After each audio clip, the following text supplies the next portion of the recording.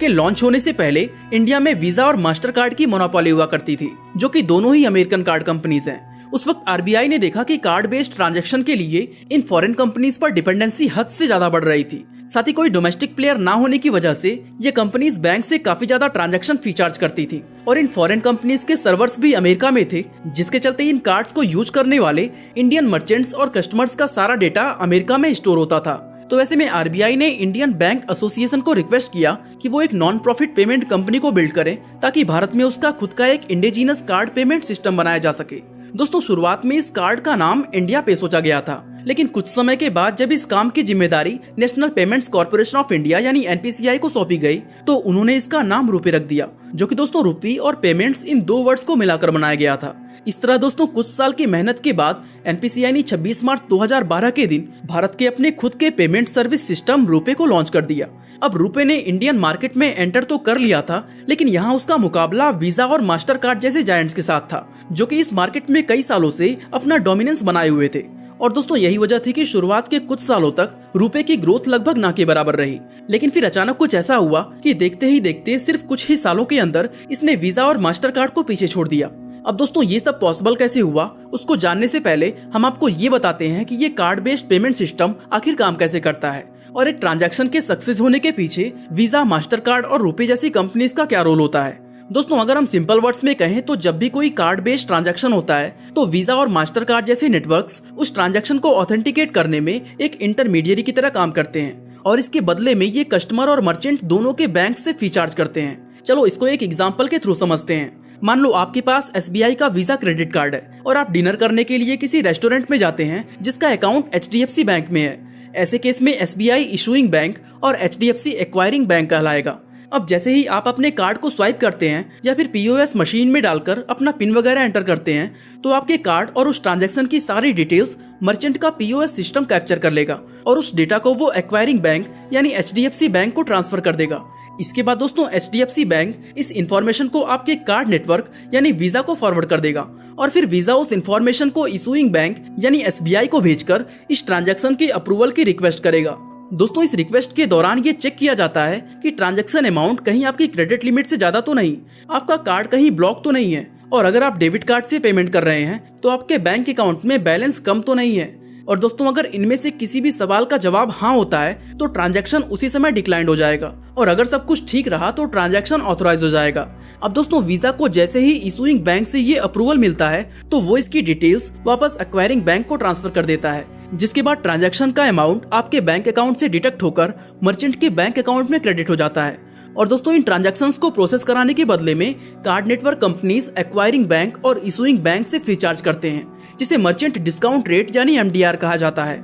और दोस्तों यही फी इन कार्ड कंपनीज के रेवेन्यू का मेन सोर्स होती है। दोस्तों इस एमडीआर का रेट बैंक्स और कार्ड कंपनीज के बीच पहले से ही तय होता है और आमतौर पर यह ट्रांजैक्शन अमाउंट का 0.5 to 3.5% तक वेरी करता है, जहां डेबिट कार्ड पर मैक्सिमम 1% और क्रेडिट कार्ड पर 1 to 3.5% तक वेरी करता है। फॉर एग्जाम्पल अगर आप अपने क्रेडिट कार्ड से किसी मर्चेंट को 1000 रुपए का पेमेंट करते हैं और उस ट्रांजैक्शन पर 3% एमडीआर चार्ज होता है, तो उस मर्चेंट को उसके बैंक अकाउंट में 1000 की जगह 970 रुपए ही रिसीव होंगे, जबकि बाकी के बचे 30 रुपए इशूइंग बैंक और कार्ड नेटवर्क कंपनीज अपने पास रख लेते हैं। दोस्तों उम्मीद करते हैं आपको कार्ड बेस्ड ट्रांजैक्शन का कंप्लीट प्रोसेस और इसमें कार्ड नेटवर्क कंपनीज का रोल समझ आ गया होगा। तो चलिए अब जानते हैं कि पिछले कुछ सालों में रुपए के इतना तेजी से ग्रो करने का रीजन क्या है और इस सब के पीछे हमारी इंडियन गवर्नमेंट का क्या रोल है। दोस्तों रुपए के राइज होने का सीधा सीधा कनेक्शन हमारे बैंकिंग इकोसिस्टम में मौजूद बेसिक प्रॉब्लम से है। अगर हम थोड़ा पीछे जाकर साल 2011 के बैंकिंग डेटा पर नजर डालें तो पता चलता है कि उस समय भारत की करीब 50% पॉपुलेशन के पास अपना कोई बैंक अकाउंट था ही नहीं। और ऐसा होने का सबसे बड़ा रीजन ये था कि उस समय बैंक्स की मिनिमम बैलेंस रिक्वायरमेंट 2 से 5000 रुपए तक होती थी, जो कि भारत के गरीब और मजदूर लोग अफोर्ड कर ही नहीं सकते थे। अब ऐसे में दिक्कत ये थी कि अकाउंट ना होने की वजह से गवर्नमेंट चाह कर भी लोगों को किसी तरह का फाइनेंशियल सपोर्ट कर ही नहीं पाती थी। इसके अलावा दूसरी प्रॉब्लम ये थी कि वीजा और मास्टर कार्ड जैसे मार्केट लीडर्स अपनी सर्विसेज भारत में मौजूद 5 से ज्यादा बैंक्स में से सिर्फ 55 बैंक्स को ही दे रहे थे और उसमें भी उनका मेन फोकस प्राइवेट बैंक पर रहता था। ऐसे में भारत के अंदर एक ऐसे कार्ड नेटवर्क की सख्त जरूरत आन पड़ी थी जो बाकी के बचे हुए 450 बैंक्स को अपनी सर्विसेज दे सके। इस तरह दोस्तों इन दोनों प्रॉब्लम्स को सॉल्व करने के लिए साल 2014 में हमारी इंडियन गवर्नमेंट प्रधानमंत्री जन धन योजना लेकर आई, जिसके तहत लोग बिना किसी मिनिमम बैलेंस के भी बैंक में अपना खाता खुलवा सकते थे। अब जैसे ही इस योजना के बारे में लोगों को पता चला तो देश भर में लाखों नए बैंक अकाउंट ओपन होना शुरू हो गए और भारत सरकार के आदेश पर इन सभी नए बैंक अकाउंट होल्डर्स को वीजा और मास्टर कार्ड की जगह रुपे डेबिट कार्ड दिया जाने लगा। यानी जैसे जैसे लोगों के जनधन अकाउंट्स की गिनती बढ़ती गई वैसे वैसे रुपे कार्ड होल्डर्स भी बढ़ते चले गए। दोस्तों मिनिस्ट्री ऑफ फाइनेंस के डेटा के अकॉर्डिंग अब तक जनधन योजना के तहत 31 करोड़ 74 लाख रुपए डेबिट कार्ड इशू किए जा चुके हैं, जो कि इंडिया की टोटल डेबिट कार्ड मार्केट का 34.5% हिस्सा है। इसके अलावा वीजा और मास्टर कार्ड जहां कार्ड बेस्ड ट्रांजैक्शन पर 1 से 3% तक का एमडीआर चार्ज करते हैं, वहीं गवर्नमेंट ने रुपए पर सिर्फ 90 पैसे एमडीआर को फिक्स कर दिया, जिसमें 60 पैसे इशूइंग बैंक और 30 पैसे एक्वायरिंग बैंक से चार्ज किए जाते थे। दोस्तों गवर्नमेंट ने ऐसा इसलिए किया ताकि छोटे छोटे व्यापारी भी अपने बिजनेस में कार्ड बेस्ड ट्रांजैक्शन सिस्टम को अपना सकें। और इतना ही नहीं, रुपए की ग्रोथ को और ज्यादा बूस्ट करने के लिए गवर्नमेंट ने 1 जनवरी 2020 से इस 90 पैसे के फिक्स्ड एमडीआर को भी खत्म कर दिया। यानी रुपए अब इशूइंग और एक्वायरिंग दोनों ही बैंक से कुछ भी फीस चार्ज नहीं करता। साथ ही दोस्तों गवर्नमेंट ने इसके लिए 1300 करोड़ रुपए का एक प्लान भी अप्रूव किया है ताकि जीरो एमडीआर की वजह से इशूइंग बैंक को इंटरचेंज फी ना मिलने पर जो नुकसान होगा उसे कंपनसेट किया जा सके।